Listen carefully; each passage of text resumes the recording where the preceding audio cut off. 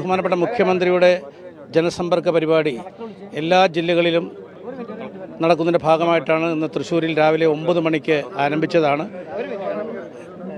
മുഖ്യമന്ത്രി ഇപ്പോൾ എല്ലാ അപേക്ഷകളും സ്വീകരിച്ചുകൊണ്ട് പന്തലിലുണ്ട്.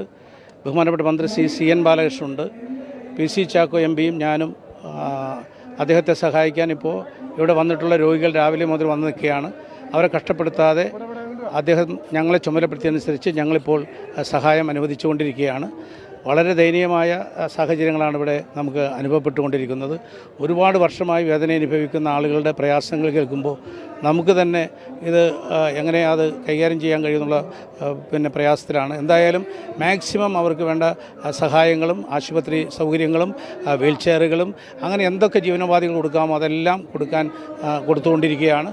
എന്തുകൊണ്ടും ഇത് ഒരു എന്താ പറയുക, ഈ മനുഷ്യ സ്നേഹത്തിൻ്റെയും ഈശ്വര സ്നേഹത്തിൻ്റെയും ഒരു പര്യായമായി നമുക്ക് കാണാൻ കഴിയുന്നതാണ്.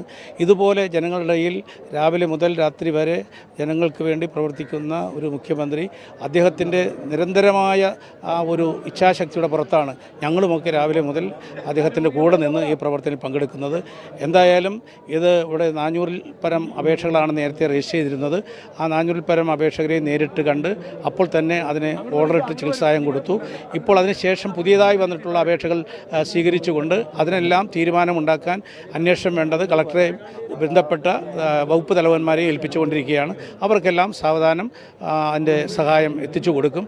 അതുകൊണ്ട് ഈ പദ്ധതി മൂലം ഒരുപാട് പാവപ്പെട്ടവരും പാർശ്വവൽക്കരിക്കപ്പെട്ടവരും രോഗികളുമായ ആളുകൾക്ക് സഹായം കൊടുക്കാൻ കഴിയുന്നു എന്നുള്ള കൃതാർത്ഥതയാണ് ഞങ്ങൾക്കുള്ളത്.